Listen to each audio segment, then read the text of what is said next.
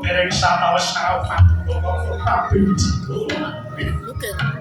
Pamit kaya pasang pandai diwan cukup padha mati apa Prabu Hari.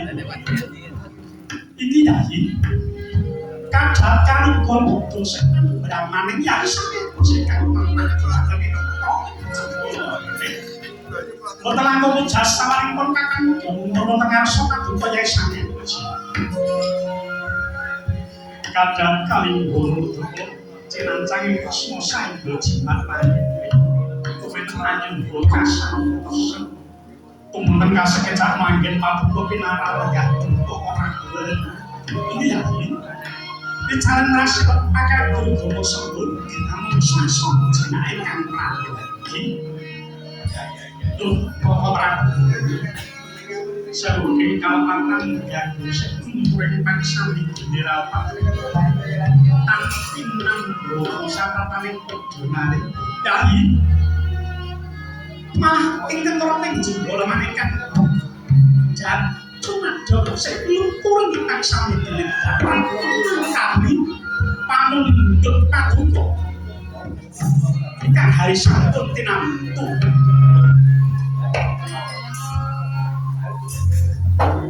duh semangga Yayi tenambatan gati ning pangan dene paduka wiji tatane tengro ing jenggola manekan negari Kamarta.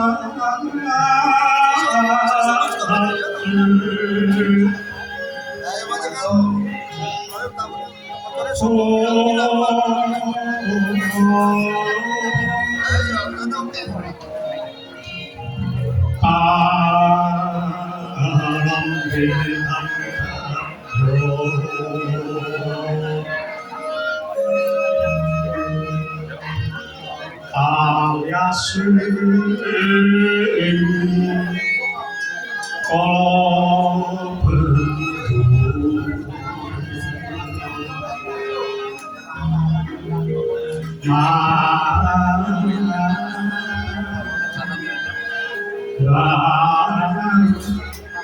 mangkin hanggo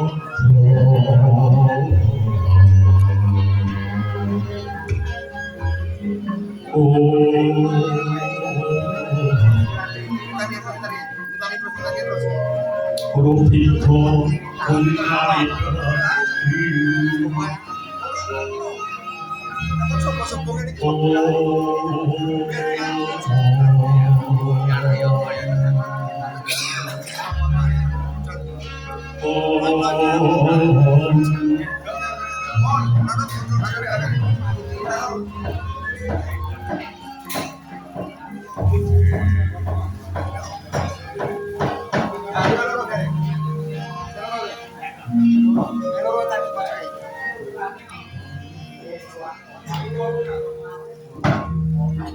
Yai Syaki pantun duraja pisani para guru ngamarta yai iku prajurit sang susu sampo apyanto pengar somati bapa amarku atur Prabu ya yai iki sombong wah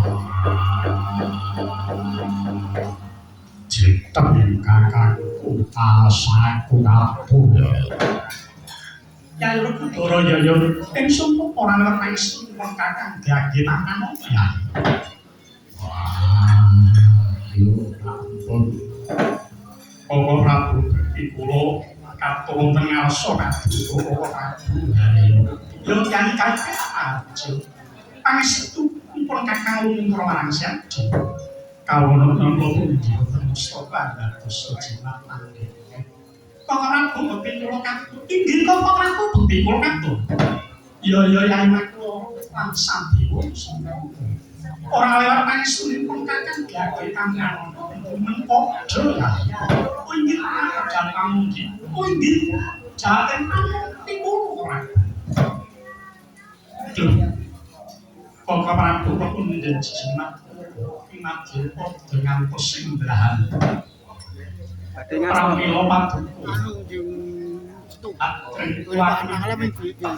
Para rawuh dari ngamarta tining manah namun susu.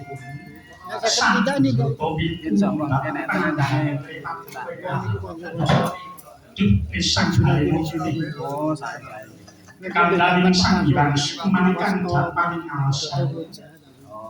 Dinten mangke Pareman duwe ngamarta lajeng nandhang dados sasam kene enten rencange kula Bapak sore ingkang kathah wonten nek hari ngamarta Tuntan sanget pokoke jakap yen sesuatu wis ramane wis manggone kang dados amane penggalih dhewe paduka ana atur nabi kok mati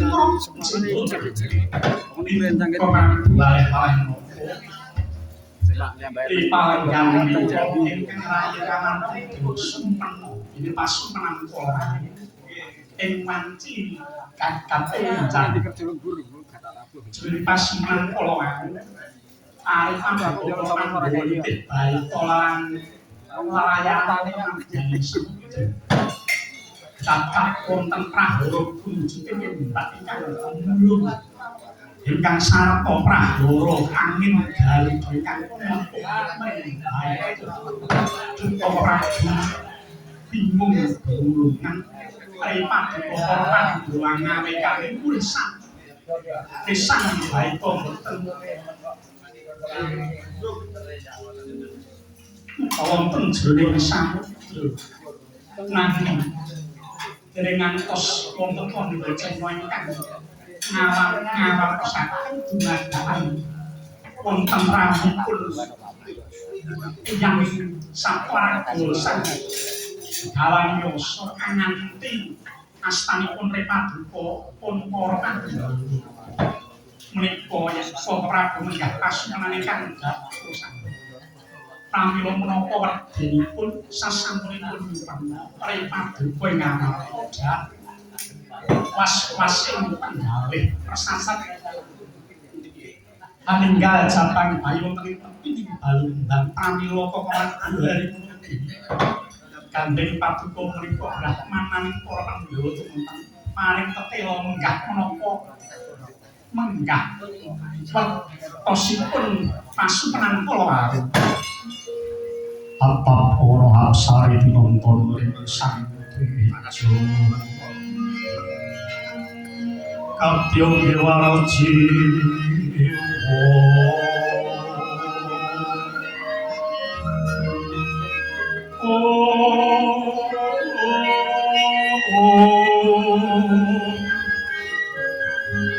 Kakak kasih yasta kewaran kaya hiro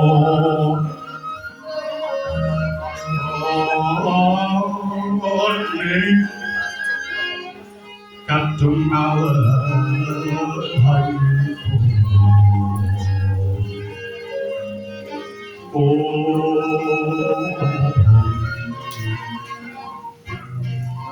berpangawe ning sang Dewijo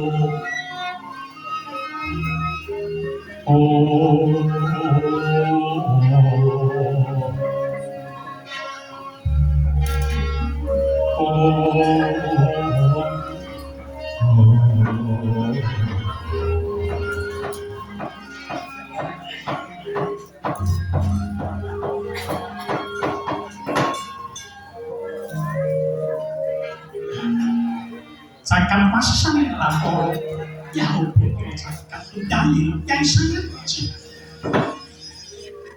Bila Pak Dukung ngaturakan bila Pak Dukung dan supeno ini teh baik tolong tenaga samudra ombak umbul dening agenging alune kahanan penting baik kuwi wonten Prahara Lesus prakem itu. Jadi ingkang pasukan Pak Dukung ingkang madya parinja Murid pasukan para kina namun pasukan kala Pusaka menika badhe ketadosan menggah dipun kirang langkung padukane tedai sesarengan para Pandhawa menika anak dahaken kegambaran agesang para Pandhawa nggihipun nanging tebaran katon pemarut kuwen mulungin sang ambak ingkang kuat pratandhane dinten menika badhe masuk ben prapiyayi orang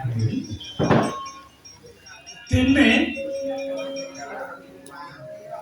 dereng pun datang anggen paduka badhe nglamaken bae to murid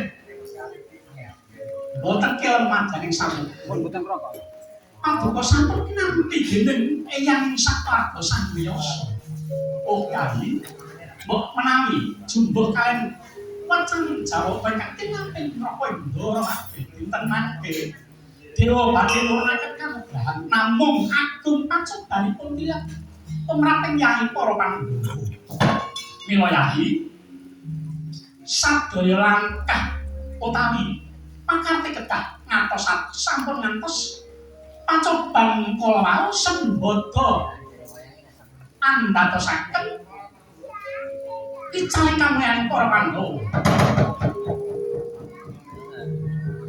lersapa seni mangu arti posito metene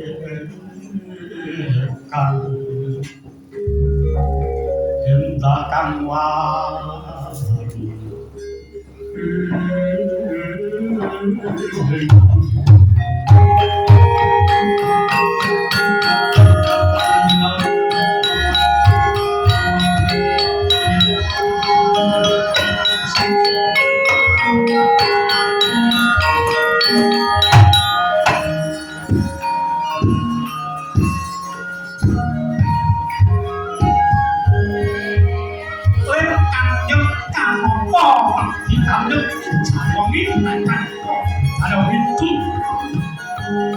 Namo Tuhan itu asal prawi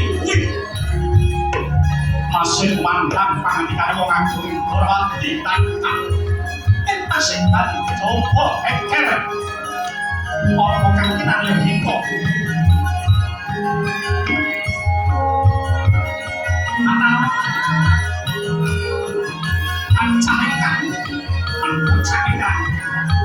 lagi berpapane pandita ing samalika sanggan Arya banyak kursi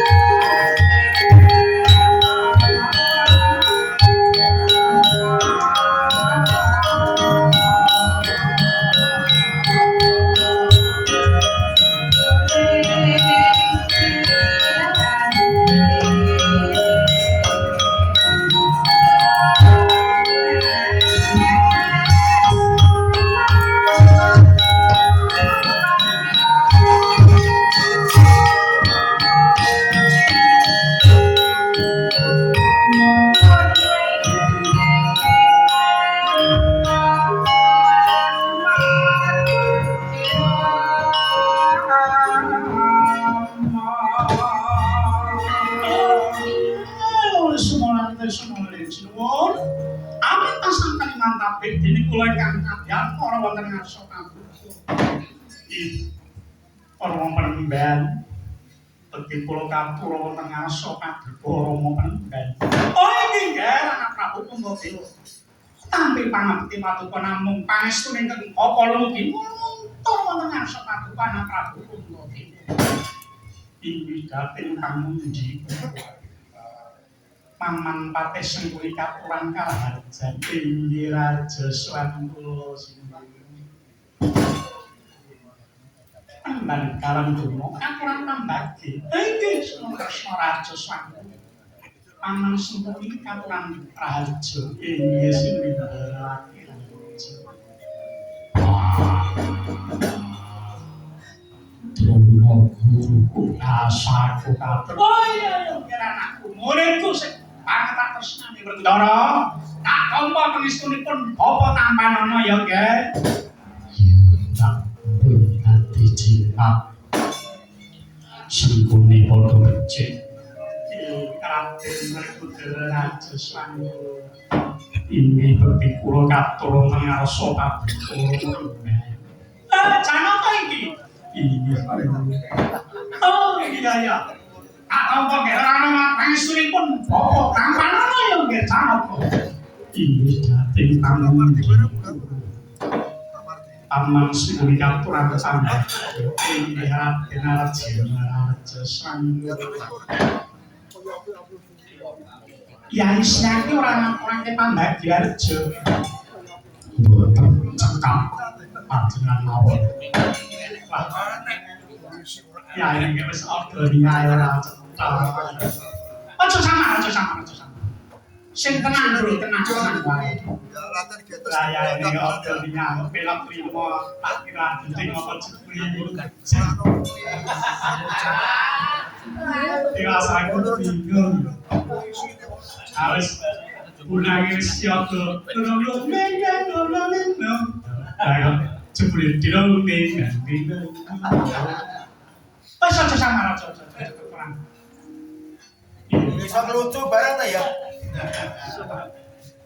orang mau perlu sasampunipun santosa nggih memang paling prasaja menggah wis ning parasaja rawuh wonten ing negari Ngamapura. Oh, ya. Anak kula Prabu Mangkadewa, paranga kula prasaja. Menggah seman kula yantara ngarsa paduka para Pandhawa.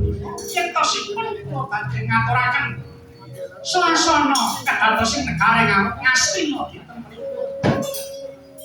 Negari Ngastina wonten kadhadosan. Oh, inggih nggih. Kadosna kawiningan bilih negari Ngastina dinten menika nembe Ketaman Prahara. Tapi Pak Bluk Mayangkara panempuh dhateng kados saestu menika nggih para kawula negari Ngastina sangat menderita.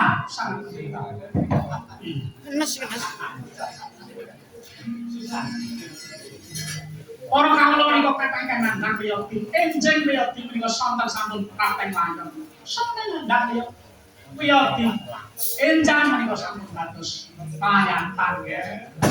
Mila nggih saben hari menika sampun wonten ing masjid-masjid wonten ing menika lan dipun umumaken bab sedanipun para kawula, senanipun para pecahipun para kawula. Gumun kula niku nggih tuwaku mung milit kejembengan, nggih iki lho gumunke wong mati niku. Nah, ya wong ya pancen yo. Mekaten mungkin nggih. Dados sadalan-dalan iku wontenipun ambulan beto para rayon. Ora kang nandhang kita dipun tekosaken ya sakit. Manten kula iki menika.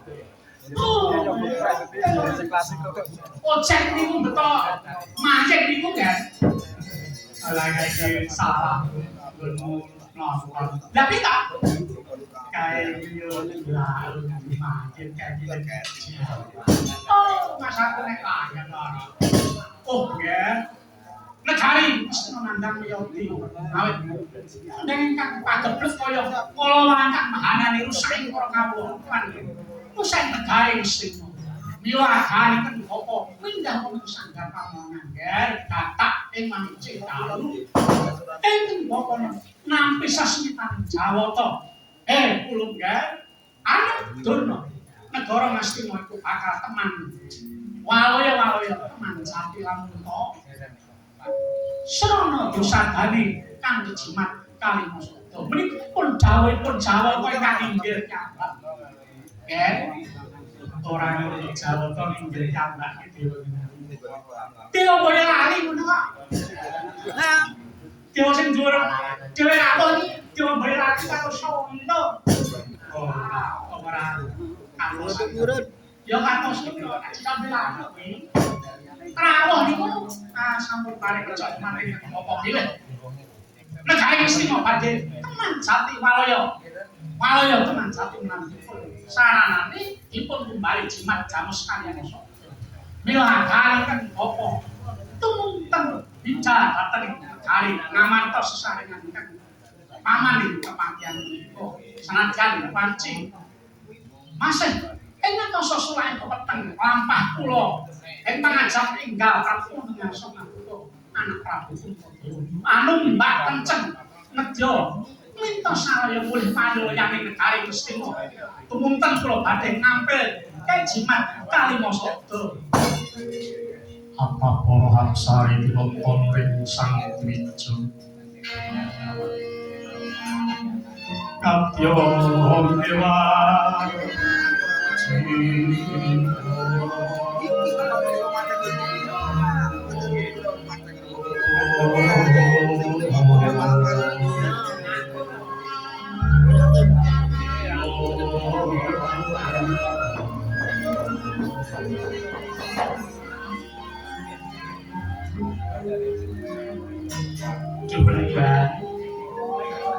Kabeh atos kawentenan negari Gustina ing teman.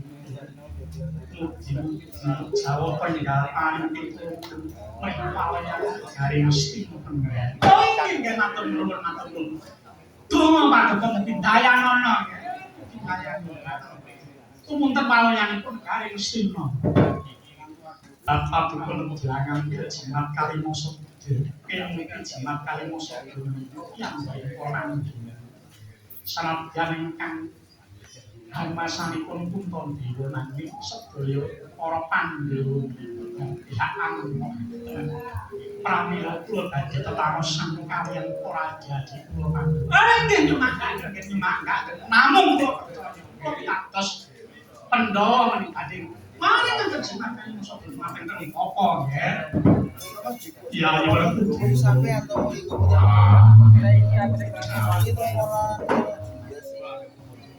Promotor Bimbangan Dono Dianyuwun ngantil Jimat Kalimasa minangka sabaning negara Gustina kang nandhang wah yen kota nyaturake mergo ngene iku kudu para Pandhawa iya syukuran ya wonten Jawa mundusi propanemu tepi tumrap Jamus Kalimasa Dawa dilangkil Pramban Kalan Durna minangka sabaning Dawa Gustina. Durna Prabu nyemanggaken rasa kula namung dherek ing dawuh Paduka Prabu Yai nang kula lawan sedaya. Wonten Jawa Prabu. Wonten Jawa Prabu. Piye manusia di lakon ingkang rayipun namung dedherek kersa inggih dedherek kersa Koko Prabu Sri Dalem Kresna wonten dalem menggah kados terkait Jimat Kalimasa minangka sabaning negari Gustina. Jimat Kalimasa menika dados piyambling para Pandhawa ingkang kudu andhat dados sarana mulya rekasipun para Pandhawa. Pramila nurut tamanggi Jimat Kalimasa ndereken kita saking astanipun Paduka Yai Sangiji. Menggah boyo kula pemang Jimat Kalimasa Drawata utawi kuasa Paduka Yai Sangiji ingkang dados saking muweh handayani dhateng risah kula kawula nyamat. Lajeng kula parikedah matur kados Yai kaliyan para panjenengan menika diaturaken sampun pisan. Apa panjenengan nyumanggaaken pawaran Nun saya begitu dulu. Oh, menjampang itu heran Prabu kali lanang doyo-doyo putra mundur diatur masukan. Minum sesuai saya sakit Yai Prabu sakit gampang. Oh, ini mangga. Kalau kita boten wonten bentenipun ingkang tasipun Prabu. Sinuwun Prabu Kresna para Pandhawa taminipun Prabu niku boten wonten bentenipun. Oh iya, nggih monggo-monggo. Menawi badhe atur wangsulan, lajeng kula tampi. Ngeten nggih. Gandeng pusaka jimat Kalimasa Betul menika minangka dados piyambring para Pandhawa. Ing mriku gandeng para Pandhawa boten minangkani kang dados kersa paduka nyampelaken jimat Kalimasa Betul katon para Pandhawa. Mangger piye? Kados pundi? Menapa kirang sang sarta dereng pramoja. Nun sawu kepala kula matur nun sawu. Wonten kok kula badhe nyentrulangi milah Handaka ingkang dawuh paduka. Anak Prabu Kresna menika mboten namung kula badhe atur pemut pimatur anggaran pitados limbangan nggih paduka pareng dawuh. Mekaten nggih. Pandhawa menika kalau kan ngraksatra kang hampet utami demen tetung dumateng sasanes sampun malih kok mung padha manungsa singkeng miwah menapa kemawon sampun ate nampi dharma kautamaning Pandhawa boten ngitungaken manungsa lumrah titah swantah nanging dewa kemawon sampun nampi dharmaning Pandhawa dewa Suralaya nampi dharmaning para Pandhawa para brahmana para pandhita para Gandharwa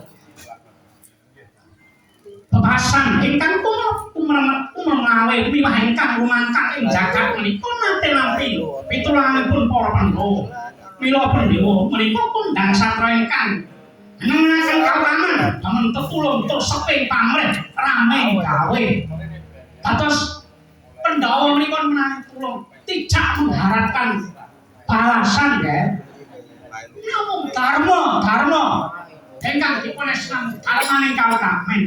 Aja meneh kok ngarep-arep tinggalan nang paringan. Ana tamu sing ninggali amplop diwenehke ngisor taplak ditutup plastik. Wae tetep bareng pirsa dibalekke. Niku sipate Pandhawa. Langkung nami dinten menika suka tetulung dhateng kasan sayang para Kurawa. Wimbuh kuncara. Kalau kami kerat, kautamaning bebudining Pandhawa. Menika badhe saya kuncara saya kawula namung kosok mansunipun nggih menawi Pandhawa mboten tulung dhateng para Kurawa kosok mansunipun mboten tulung dhateng para Kurawa cakat badhe nyacat lamun Pandhawa ditenangke sampun mboten hampir utami malih menika lho badhe cimacaring jagat winada sasining bawana.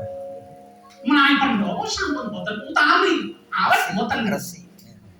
Arep pitulungan dhateng para Kurawa. Ngeten nggih. Wong golek jeneng kuwi gampang nek jeneng niku angel nggih. Sulaturi napa niku?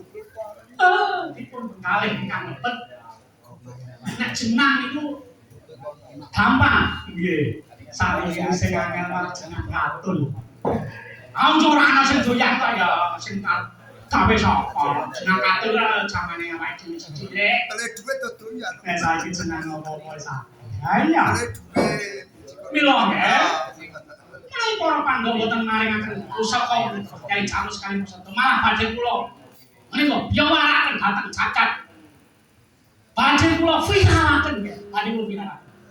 Mawi Facebook TikTok langkung-langkung badhe dipun muat wonten surat kabar saking jagat menawi para Pandhawa dinten mangke sampun boten utami boten paring tetulung dhateng saestu lho nggih menika iya andhane ana jalu sanadyan ndrawili atur panyambika paduka namung kewala nuwun sewu sampun dados karampungan bilih minangka paduka para Pandhawa boten ngaturaken ngampil jimat Kalimasa dhateng paduka Rama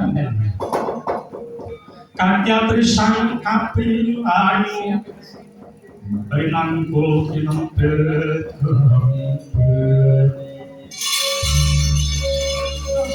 sang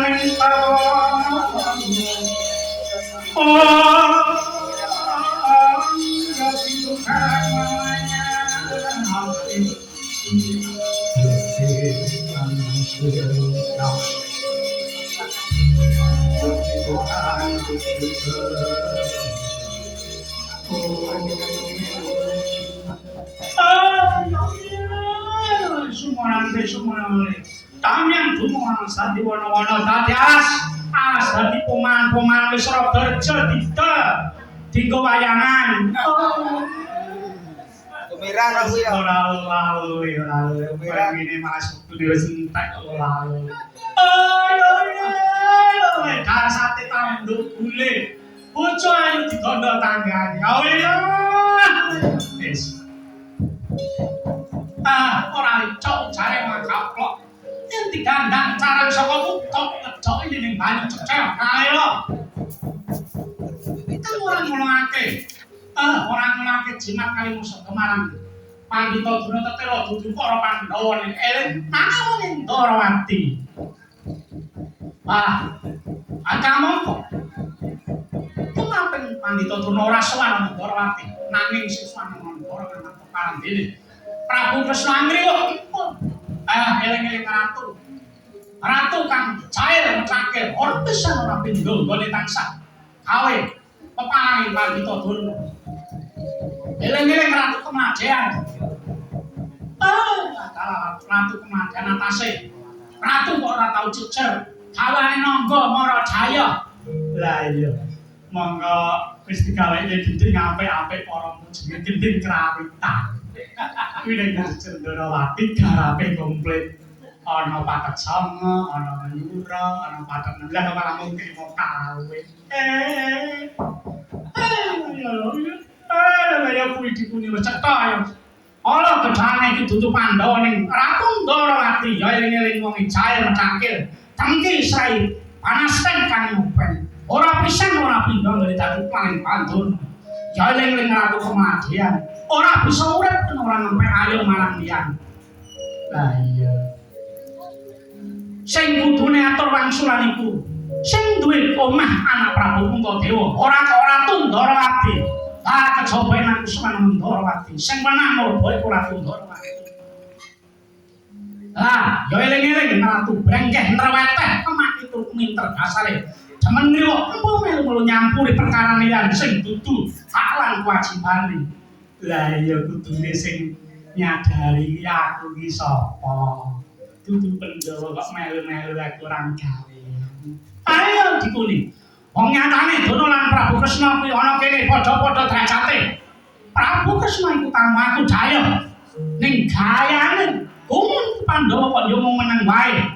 Mung sing tindakan ora becik, ora njunjung kaprabone para Pandhawa malah kapara gawe kuceme Pandhawa. Apa Pandhawa saiki wis beda karo Pandhawa biyen? Hampek susila mula lan urung budi wis ilang. Lah, kabeh mau mung kagawa saka kumpulane. Wong kumpulane wong main iki ya suwe-suwe dadi batal. Nek kumpulane karo rampok ya ora urung dadi maling. Sak ora-orane wong mutil karo wajal. Mulai ya nek kumpul minimal kumpul karo grup Racak Sari minimal dadi kumpul karo Ratu Ndarawati wis kaya ngene iki. Ya wong kumpul wong Ndarawati mula sifat lan pambekane Pandhawa sing kebak kautaman. Mailang sapa to sing ora ngerti kondange wong Ndarawati. Katanya akeh sarirane nganti balung sungsume. Mubake yang orang mung lair utawa jabane tekan atine yo pajak jan ora nyedhil. Ora jumpa karo sepatane Bathara iku. Tatanane kajiwan padha karo dewa. Ning nyatane kok ora becik. Prabu Kresna. Sabar bahasaku. Ora sudi aku. Hormati wong tangga kowe amarga sifat lan pambekamu sing ora sing ala serakah ketho. Ucuk-ucuk bebanmu sekarang para Pandhawa ditala nganti saiki ora ana marine. Sapa to sing ora ngerti karo kelakuanmu Ratu Ndarawati? Kabeh penggawe los lakoni nalika isih muda jeneng Narayana ing kono Ndara Kandhang. Acu, rampok, maling, jambret, aring-aringan pepadane wis dadi kaweanmu. Sawaduna ana cangkemmu.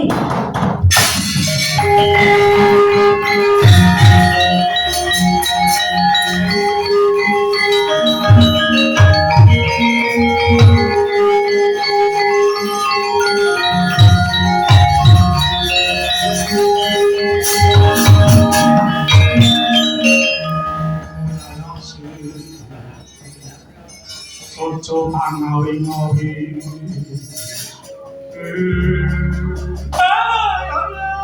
Lho, sakake ana kate apa? Kok kowe maju karo manang krek? Netrama bang apa kowe pantundu? Ora. Apa kowe? Pan minum tumak. Lho, lha ngopo kok kowe pan matang karo ngadeg karo nyuwat cang. Lho, kose yo kek. Kose aja. Ana perkara, iki perkara ana rembug dirembug kowe. Wani bendel aku tak rada mules tenan. Oh, ini pateh ora tanggung jawab kowe nyoto entek mangkok bareng ana perkara. Aja sama iki kabeh bocah ejer, bocah tua. Aja sama. Ya aku ketoke pengen nang Mas toilet endi. Mriko sanding wonten masjid Islamic Center. Lupa demen. Ya wis tak aku tak lho. Dalu-dalu kok badhe luhur. Oh, lek eling wong ora tau ibadah mulo juperu garesan. Saki. Ono marang. Ono kok kowe. Marang krek ana ngarepen kantor. Aku ora trimo mergo panjenengan jare pendhita Bojonggo Kang Agung Suprandene pangantikane ngungkuli bocah arit. Kowe apa? Mancen mangkon lho aku nang Sokalimo kuwi. Terkenal, aku dihormati. Kowe ngerti struktur organisasiku? Saka Tuhan Yang Maha Esa terus aku. Terus lagi karo para syukuran, karo fungsional. Kenapa ana kene ora dihormati? Ora ngormati karo aku. Mergo aku manusia ora harus seneng atine setia. Terus sebabe apa? Aku ora trimo kowe ngunek-uneke tapi Gustiku ora ati. Ora trimo arep ngopo? Kabeh iki muridku dadi yen kowe wani, kawan aku tekse kowe wani karo murid-murid. Tak ngelar. Iya, Gusti. Aja wani iki gurune para Pandhawa. Piye jane kok? Nek gurumu diwaneni karo Setyaki. Setyaki. Eling ngoyati penemban kawan Durna iki gurune para Pandhawa. Ora patek aku dadi murid-e. Wong nyatane dadi guru gawane ngunceng murid-e. Apa ngopo? Noh, kowe. Molo ratu Gusti Musak tenungso lakon sejarah diopat ora ngerti lakonmu. Aja perasaan bukan begini perasaan. Wis rasa. Yen kurang komitat sangka kene kelakon tampan ono wasane Setyaki iki.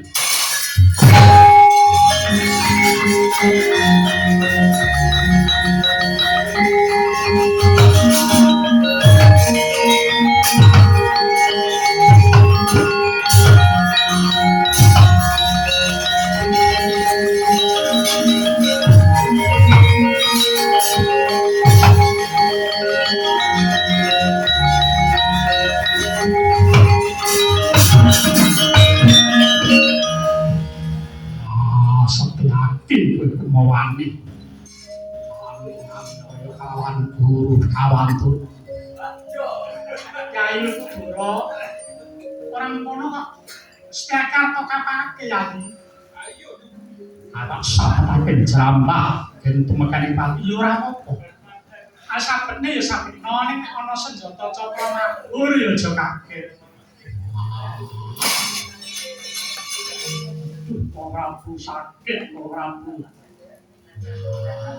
hati-hati yakin orang kono kowe janjane ana kene iki melu sapa derek sapa jenengan kenapa kowe mau mandi lan kala lawan dan kalam kuno aku mboten terima mergane aku dipun awon-awon Lah jenenge ingsun nek ora paring dawuh kudune sing melu kuwi manut karo napa Ndrawati banjur. Upamane nek Ratu Ndrawati Setyaki Pegawan Dono Antemono lagi pinangkat ya pamit ben ngaten.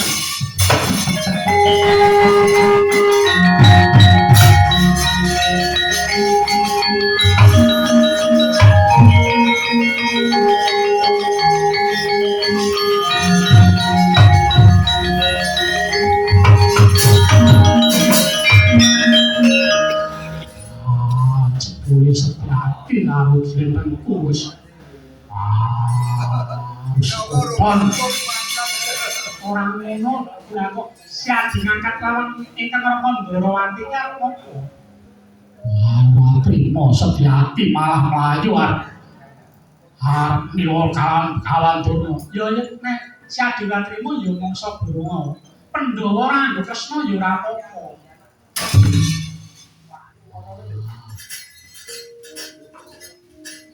Piye? Mula rembug dirembug nyawa.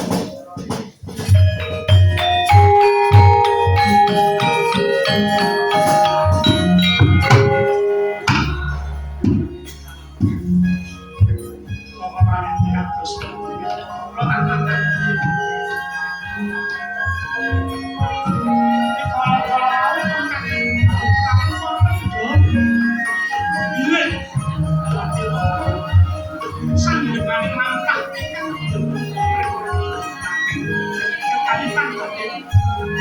Brokan badhe turun wong keren Jakarta. Terus payu kang mulya.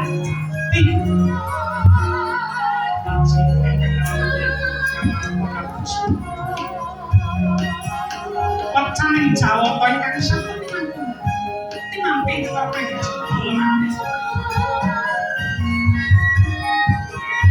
mangke wahyu badhe turun wonten ing kira desa. Pramila yaki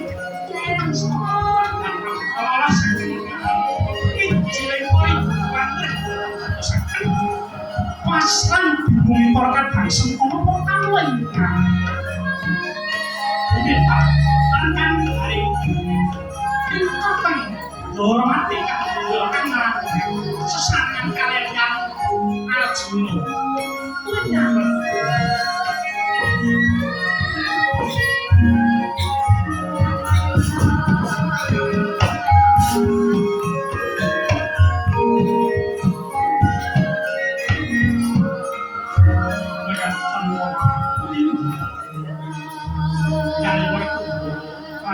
Arjuna sira umiwing jengkaring Ndrawati jenenge Sunat Binayang karep mundur kelaton